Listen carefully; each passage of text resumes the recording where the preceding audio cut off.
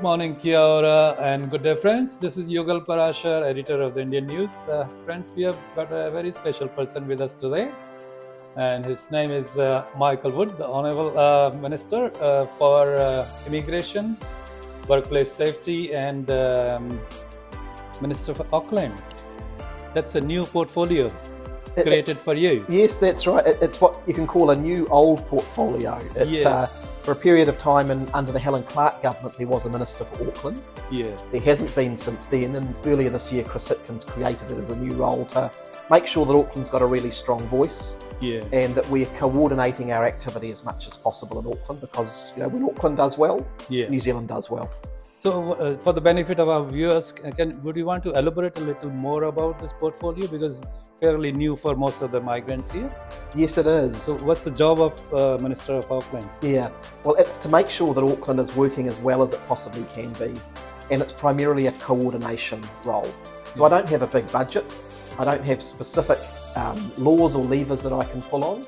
My job is to get people in the room and make sure that we're pulling in the same direction for Auckland. So are you working in coordination with the Auckland Council? That's a big part of the job. So to give a couple of examples recently, one of the big challenges we faced in Auckland has been a lack of reliability with our bus services due to the bus driver shortage. So one of the key things that I've been focused on has been getting everyone together, Auckland Transport, the employers, the unions, Waka Kotahi, and working out a plan to fix that. Okay. Because of that, we've now halved the bus driver shortage, and we're starting to get there in terms of more reliable services. Another example, over the last couple of weeks, I've been working really hard on the issue of the future of what we call the future of severely affected land. Those houses around Auckland that have been terribly affected by the floods or landslips, and how the government works with Auckland Council to support those people and have a voluntary buyout process. So in my role, I help to coordinate across the government agencies and with Auckland Council and with private sector to try and get the best outcomes for Auckland. Great. Now, about your other important portfolio of immigration, your government launched this last year, and I think probably in July, this accredited employers work visa scheme to avoid or to put a stop on this migrant worker exploitation. The current or the latest reports are not as good as they would have been expected. What's the reason? Well, we established the Accredited Employer Work Visa Scheme, you're right, in July of last year. And that was after the borders had opened post-COVID. But what we also did at the same time was put in place a range of other supports to assist and eliminate migrant worker exploitation and to give people the support they need. So at the same time, we set up things like a free 0800 number for people to call for help. We established the migrant exploitation visa so that people who are experiencing exploitation have a safe visa they can go onto without the fear of being sent home. And we also gave more powers to the immigration officers and labour inspectorate to work together to address migrant exploitation issues. We have zero tolerance for migrant exploitation. Unfortunately, under any system, you'll have a small number of unscrupulous people who try and take advantage of it. What we are focused on is sending a clear message, driving that out and holding people accountable. The key thing with the Accredited Employer Work Visa is that if we find people who have been behaving in this way, we will take away their accreditation, and that means that they can no longer employ migrant workers. Sure. Now, you're much talked about, there was a talk about it a couple of weeks ago with the general amnesty for the overstayers. How far do you think your government is to take a decision about it? Well, look, we still haven't taken a final decision on that issue. It is one that we have been working on for some time. It's an issue which has been raised up from a number of different migrant communities.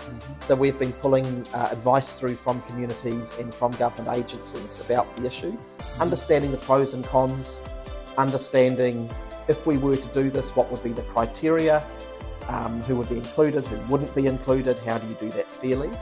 It is a complex issue. We have been working through that. I appreciate it's taken some time and people would like an answer on it.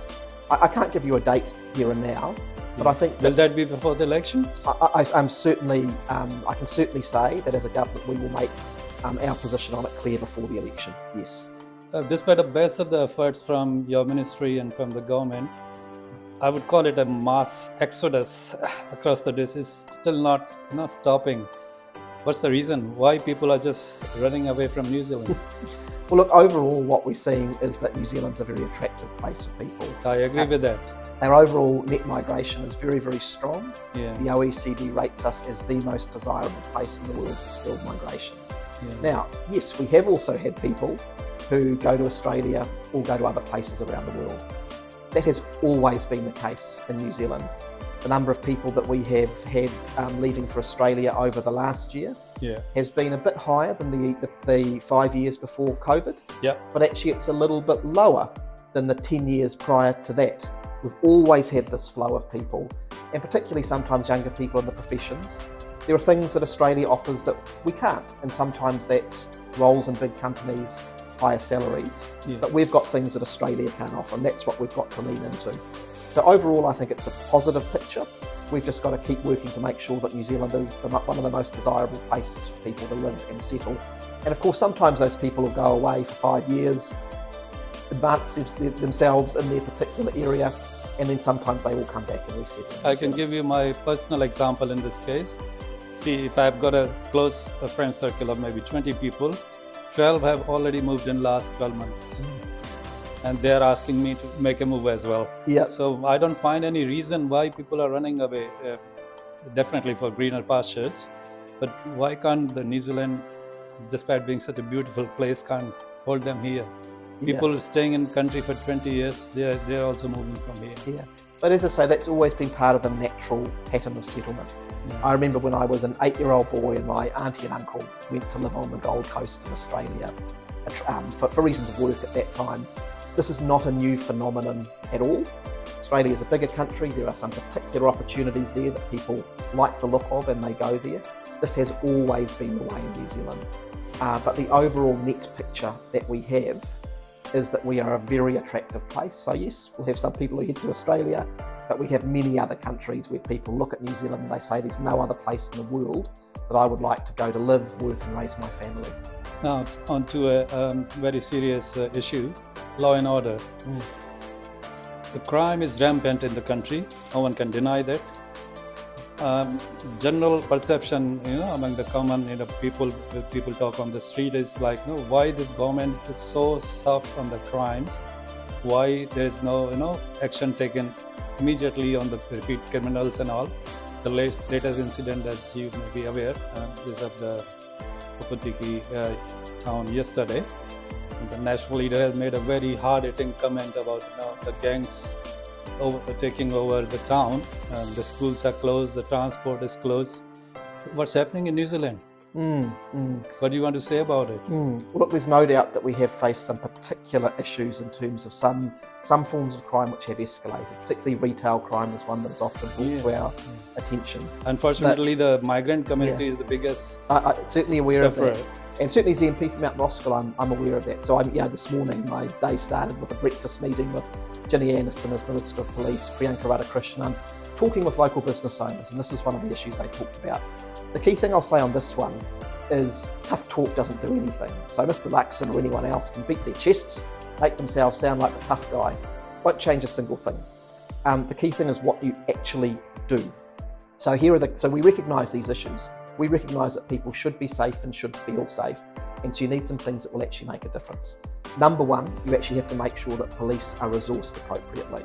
And so that's why, after the previous government actually ran down police numbers, we've built them up significantly and we've locked in the ratios. But they claim the other way around. They say you have reduced the numbers. Completely untrue. Police numbers are at a record high at the moment. We have 1,800 net additional police since we came into office. And we've restored the ratios, police per head of population, that consistently dropped under the National Party. So this is what I mean about the difference between talking and doing. Police numbers per head of population dropped under National. We've been bringing them back again. And in particular, putting the resources in. So police have got more resources for organised crime when you talk about the gangs. On the gangs, we're doing the stuff that actually hurts them. So we've introduced new legislation which gives police the powers to confiscate the things they really care about. The bikes, the money and the bling. And that's going to be one of the most effective things that we can do. That's how they store their ill-gotten gains. And we've given police greater ability to do those things and also to address the issue of gang convoys. So again, there's talk. These are the things that we're actually doing. The final thing I will say on this is we all feel really concerned by crime. Yeah. We know you need to enforce around it. With issues like ram raiding, in nearly all occasions we have been able to get the people, and we have been supporting the small businesses, of course, with the fog cannons and the other support. But you've got to then get under the hood and actually say, why is it happening and how do you fix the core problems? And so a lot of that ram raiding issue, for example, and we had it in my community, really sad, 11, 12, 13, 14-year-old kids. That is a sign of families which are not functioning. I've got a 12-year-old kid, I know where he is at night. It's impossible to imagine that my kid would ever participate in that. But nearly all of these kids that we pick up, there's family breakdown, drug abuse, massive mental health failures in the household. What's your government doing about it? And so what we now do with those situations, when we find these young people and these kids, we ensure there's accountability for that child, but we don't just leave it there, because if you do that and send the kid back into the same house, we'll just be back to square one. That is still not able to contain that that re-offending. Yeah. So same kids are found again and again. Yeah. Third time, fourth time, 10th time. Yeah. Well, actually, what we're now doing with the programs we're putting these kids into, we're actually reducing the re-offending rate significantly. So the key program we're putting the kids into now has a 72% effectiveness rate, which means the vast majority of those kids are not re-offending. But this is the key thing I want to say.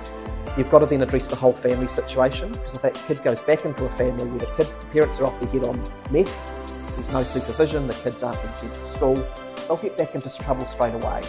So as well as addressing the issues with that young person, we get alongside the whole family unit, parents, the other people who are in there, and get to work fixing those problems. Now that's not, again, you can beat your chest and say I'm going to be tough, but those problems you don't snap your fingers at. You have to put resources in through social workers, health. It's just that people want to, feel safe when they are on the streets. Of course. In their businesses. Of course. Whatever works for them is all welcome. So whether it's the thumping of the chest or whatever measures you think your government is taking, it should work for them. Absolutely. Yeah. But it's got, as I say, words from politicians won't change a single thing.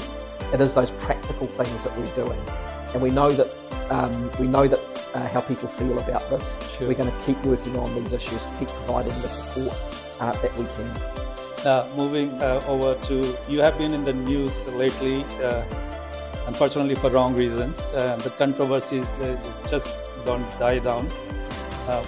What you have to say if our viewers would want to listen from you firsthand about the controversy of your shares, not disclosing the share despite of the 12 reminders from your parliamentary office. So what do you have to say? Oh, well, look, this is an issue I feel really terrible about. I did have a very small number of shares, which I bought when I was 18 years old. The only shares I've ever owned, never traded them. Never been something that I've thought about much. I did disclose them. And I understand you were holding them for long, maybe when you were... Since I was very young, Important to say, I did disclose them. So as soon as I became a minister, I told Cabinet Office that I had them. So there's no attempt to hide that. The thing I got wrong is I should have much, much more quickly sold them. And I didn't get that sorted. There's a lesson for me in that. You need to take these things seriously. I've taken responsibility for that. Obviously faced real scrutiny around that. In the meantime, I have been stood down from the transport role so I can sort these issues out.